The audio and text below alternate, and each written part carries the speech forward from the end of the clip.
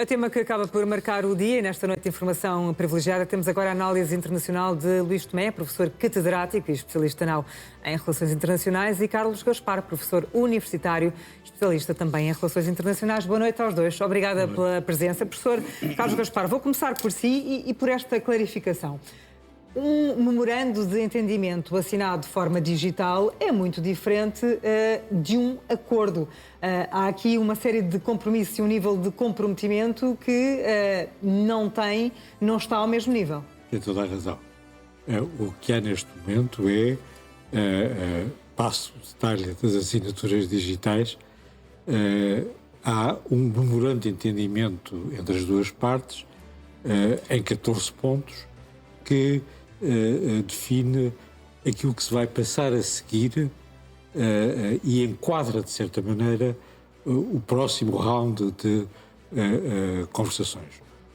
Esse memorando de entendimento estabelece um prolongamento do cessar-fogo que está em vigor, embora não pareça, há um cessar-fogo que está acordado entre os Estados Unidos e o Irão. Ele é prolongado por 60 dias e durante esses 60 dias vai-se entrar no fundo da questão, que é o programa nuclear. E o mais complexo. O mais complexo e o mais difícil, exatamente. Nem mais. E, paralelamente, há uma abertura do Estreito de Hormuz, embora ainda não seja claro, nós não conhecemos o texto, não seja claro se há algum condicionalismo que defina um prazo para a abertura. O Presidente dos Estados Unidos hoje estava a forçar que se trata bem de uma abertura imediata, embora as condições de segurança não estejam necessariamente adquiridas. Nós não sabemos se existem minas ou não existem minas. Os Estados Unidos dizem, por portas travessas, que há algumas minas e que sabem onde elas estão, mas isso não é inteiramente claro, e que o Estreito abre sem portagens por parte do Irão, que entretanto criou uma agência para cobrar taxas.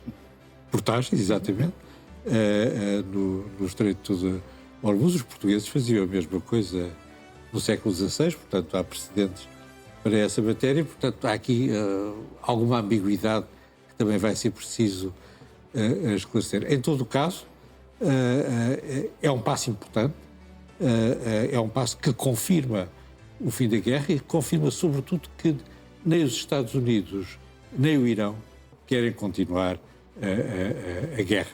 A situação de Israel no Líbano é um problema adicional, mas não é um problema novo, é um problema recorrente ao longo dos anos. Mas pode minar esse acordo que agora se pretende? Há várias coisas que podem minar. O Hezbollah obedece a ordens de Teherão e, portanto, Teherão, nesta matéria, tem um instrumento que lhe pode permitir complicar, atrasar, perturbar, mas aquilo que é a percepção dominante, e designadamente os mercados energéticos, é que as partes não querem continuar a guerra e, portanto, mais tarde ou mais cedo vai-se chegar a um quadro de relativa normalidade e que provavelmente haverá um acordo, não sabemos qual, mas que provavelmente haverá um acordo sobre as armas nucleares. Existem condições para esse acordo existir, e tanto mais que a maior parte das estruturas, das infraestruturas industriais do programa nuclear militar foram gravemente atingidas e, portanto, no mínimo, vão demorar alguns anos a ser restauradas e reconstruídas. Professor Luís Tomé, foi feita uma contabilidade. Donald Trump, presidente dos Estados Unidos, disse cerca de 40 vezes que estava perto de um entendimento com o Irão. Aconteceu agora esse entendimento. Há razões para falarmos em sucesso? E se sim, sucesso da parte de quem? Dos Estados Unidos, do Irão? Não conhecemos o texto e, portanto, é muito difícil falar em sucesso sem termos o teor do texto. E isto é agravado pelo facto de aquilo que as duas partes vão dizendo sobre o conteúdo deste memorando de entendimento ser completamente diferente e inconciliável. O Irão não fala nada nas armas nucleares, remete isso para negociações futuras. Donald Trump enfatiza que o Irão assume neste memorando de entendimento o compromisso de não ter, nem nunca querer ter, nem vir a desenvolver armas nucleares. Nós não temos nenhuma referência do lado da administração americana de conteúdo referente, por exemplo, ao Líbano, ou à faixa de Gaza, ou à Cisjordânia. Os iranianos fazem veicular a mensagem de que sim, está incluído. Que isso está incluído. Portanto, há muitas questões que nós só vamos conseguir medir sucesso ou insucesso perante o conteúdo do texto. Agora, eu acho que nós temos aqui uma espécie de fechado parênteses, o professor Carlos Gaspar falava bem, que é uma clara predisposição das duas partes para não voltar ao conflito militar. Isso é importante. Mas isto fechou parênteses. Voltamos ao ponto em que estávamos em 26 de fevereiro, 2 dias antes de iniciar Israel e os Estados Unidos os ataques ao Irão. Por outro lado, regressamos imediatamente a meados de abril, quando foi anunciado o cessar-fogo. Agora, depois de conhecermos o texto, vai haver muita discussão sobre quem é que conseguiu mais coisas. Por aquilo que se vai dizendo e até por algumas expressões dos responsáveis norte-americanos, há aqui situações preocupantes. Uma delas é a possibilidade do Irão começar a receber dinheiro já, e isto, mesmo que, por exemplo, J.D. Vance dizem que não é dinheiro americano, mas isto é dinheiro iraniano que tem estado congelado. E, portanto, parece ser uma contrapartida financeira a que o Irão vai ter já acesso pelo facto de abrir o Estreito de Hormuz. Isto é um problema criado pela guerra iniciada em 28 de fevereiro. E, portanto, se nós vamos já levantar sanções e sobretudo, nós, os Estados Unidos, e se o Irão vai já ter acesso a estes ativos financeiros que têm estado congelados, antes de fazer mais qualquer coisa relacionada ou com mísseis, ou com apoio a proxies, ou com o programa nuclear, isto é um problema adicional. Ainda por cima, isto é um memorando de entendimento entre os Estados Unidos e o Irão. Não vincula mais ninguém. Israel já se colocou de fora e eu acho que vai tentar torpedear, como aliás tem feito, tudo o que possam ser bons resultados das negociações. A esse propósito do que está a dizer, professor Luís Tomé, Donald Trump não tem ascendente sobre Benjamin Netanyahu, porque já pediu várias vezes para parar os ataques no Líbano e Benjamin Netanyahu não é isso que faz. A minha dúvida é se muitas destas divergências, que são cada vez mais vocais e públicas, não têm muito de performativo para que os respectivos eleitorados e o mundo vão vendo. Porque, na verdade, por várias vezes, o presidente dos Estados Unidos já quase que deu ordem para Israel parar. E ainda hoje voltou a atacar, tal como aliás. E fez uma vítima mortal, como já dissemos há pouco, sim. Portanto, é muito difícil falar em ascendente, mas a situação interna em Israel, a situação em que o primeiro-ministro Netanyahu se colocou é muito difícil, porque há um consenso generalizado em Israel da oposição aos partidos mais radicais que também estão no governo, de que isto é mau para Israel. Todos têm verbalizado que este acordo é precoce, e não sei se conhecerão alguns dos dirigentes israelitas o teor do texto, mas este acordo é mau para Israel. E, claro, a oposição a Netanyahu está a dizer que isto revela o fracasso do primeiro-ministro israelita deste governo, porque não conseguiu nenhum dos objetivos, nem com esta guerra, nem com o Hamas, nem com o Hezbollah, muito menos com o Irão.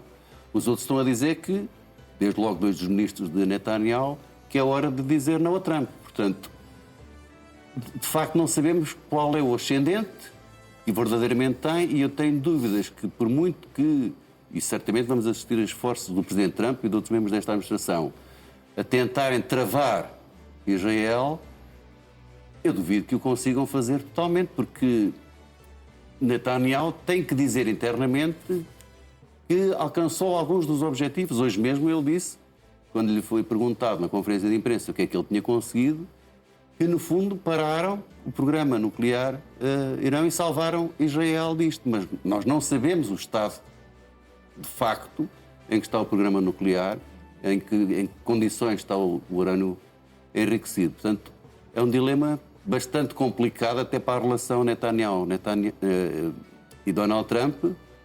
E depois temos um outro problema adicional. Hoje vimos a Presidente da Comissão Europeia a dizer que as sanções europeias se vão manter até que haja uma mudança de comportamento seja do ponto de vista interno, dos direitos humanos, etc. Mas, sobretudo, a propósito do programa nuclear, por parte do regime iraniano.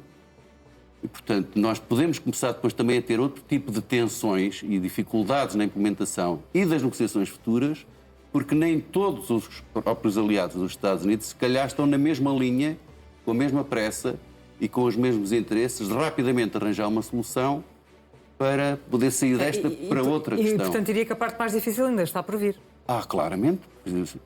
A não ser que o texto seja muito bem elaborado e muito preciso, e duvido, nos explique em que termos é que essa abertura e o não controlo ou apenas serviços pagos ao Irão e eventualmente ao Omã, como é que isso vai ser feito? Como é que se vai fazer a dissolução, dissolver o urânio enriquecido, que Trump chama sempre o pó nuclear? Nós de vez em quando ouvimos falar no envolvimento de novo da Agência Internacional de Energia Atómica, outras vezes são os próprios americanos que vão lá fazer com os iranianos, outras vezes será feito fora. Portanto, estas duas questões, o Estreito de Hormuz e o programa nuclear, eu acho que são cruciais. Mas o essencial das negociações que aí vão, e aquilo em que Donald Trump vai apostar para poder cantar uma vitória de facto, depois de tudo isto, tem que estar em torno do programa nuclear. Porque nós até temos um gráfico que ajuda a demonstrar, se é verdade que o Irão abdica do controlo do Estreito de Hormuz, tal como o Corpo da Guarda Revolucionária tinha estabelecido em maio, numa faixa enorme. Vamos pedir à realização que coloque esse mapa no ar. Aqui está ele. Pronto, quer dizer, a ser assim como a administração americana vem descrevendo, o Irão abdica daquela zona toda de controle do Estreito de Hormuz, segundo o Corpo da Guarda Revolucionária. Este é o mapa do Corpo da Guarda Revolucionária. Mas eles estão a dizer que vão cobrar taxas pelos serviços, já não é só portagens, pelos serviços. Por outro lado, Donald Trump... Que serviços são esses? É o que nós podemos interrogar. Normalmente de segurança, mas isso não existia antes. Existem noutros casos, há precedentes, mas, na verdade, não se pagavam taxas de prestação de serviços de segurança pelos navios que passavam no Estreito de Hormuz. E se isso vier a ser tolerado num acordo com os Estados Unidos, levanta aqui um problema, não temos qualquer dúvida. De abrir um precedente. É evidente, isso é claro. E depois, sobre o programa nuclear, Donald Trump tem aqui outro problema, que verdadeiramente a subida da taxa de enriquecimento, da percentagem de enriquecimento do urânio, foi depois dele tirar os Estados Unidos do JCPOA em 2018. Tal acordo era Obama. E nós temos os dados em que isso, com os dados da própria Agência Internacional da Energia Atómica, havia uma monitorização e tinha descido drasticamente e, portanto, só começam a ultrapassar os 20% e agora 60%, já depois dos Estados Unidos saírem. Como é que ele vai conseguir justificar que aquilo que alcança no final disto tudo a propósito do programa nuclear é melhor em termos de fiscalização, monitorização e travar a muito mais longo prazo o programa nuclear iraniano? É uma dificuldade adicional. Mas veremos qual é o comportamento. 60 dias não vão dar, mas a predisposição para prolongar 60 dias está lá e, portanto, pode ser que pelo menos não tenhamos conflito nem as consequências para a economia mundial. Professor Carlos Gaspar, já percebemos todos que Donald Trump vai sempre tentar passar essa ideia de que, seja qual for o acordo que sair daqui depois deste memorando de entendimento, vai ser sempre melhor do que aquilo que Barack Obama conseguiu no ano 2015. Mas isso vai ser fácil de fazer a comparação, não é? Não é que o acordo seja fácil de interpretar, qualquer deles, de resto, não é? O acordo anterior era francamente mau, em todos os capítulos. Só o facto de ter ficado prejudicada gravemente a relação do Irão com as milícias que existiam um pouco por toda a parte, na Síria, em Gaza, no Iraque e por aí fora, já é uma mudança importante em relação àquilo que existia.